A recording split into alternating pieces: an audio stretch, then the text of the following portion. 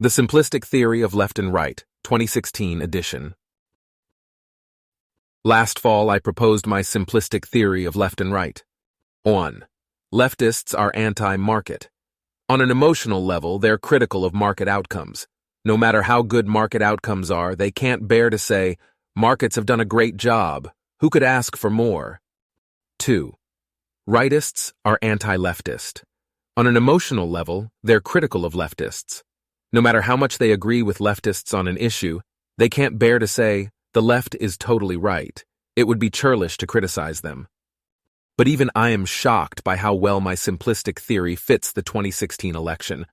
On the Republican side, Trump has steamrolled the competition. How? Though his concrete policy proposals are few and fluid, he's expressed minimal interest in free market ideas. How then has Trump won over the rank and file? By doing everything in his power to spite the left, teasing, trolling, ribbing, and scaring feminists, Hispanics, Muslims, protesters, and so on. In a sense, Trump's main campaign promise is to keep liberals awake at night and is already fulfilling it. On the Democratic side, matters are slightly more complicated.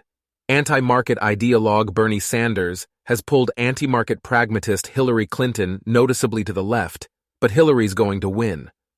How does this fit with my view that antipathy toward markets is the driving motive of the left?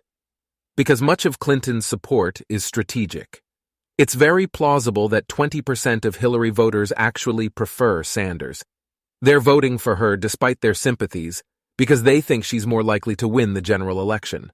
In contrast, almost no one who prefers Hillary is voting for Sanders because they think he has better prospects in the general election. In polls, the Clinton/Sanders other breakdown is roughly 50%/40%/10%. So if 20% of Hillary voters and 0% of Sanders voters are strategic, the sincere breakdown is 40%/50%/10%. Sanders really is the soul of the Democratic Party. And what does Sanders' soul say? Markets are rotten, leading to misery and injustice across the board. Sanders doesn't say that markets do a lot of good, but wise government policy can help them do even better. Instead, he paints lurid pictures of free market horrors that only government can remedy. His Twitter feed naturally includes a lot of horse race posts, but on substantive policy, 90% of Sanders' tweets are outraged complaints about the evils of the market. That includes the evils of free international labor markets.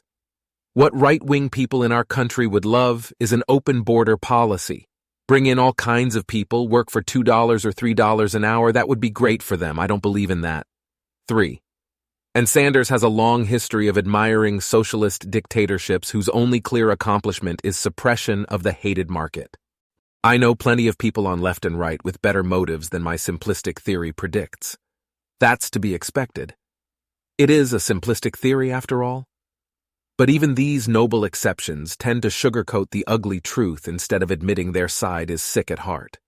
Yes, I've heard Sanders doesn't fully handle his own Twitter, but I see no reason to think his Twitter comrades are misrepresenting his views.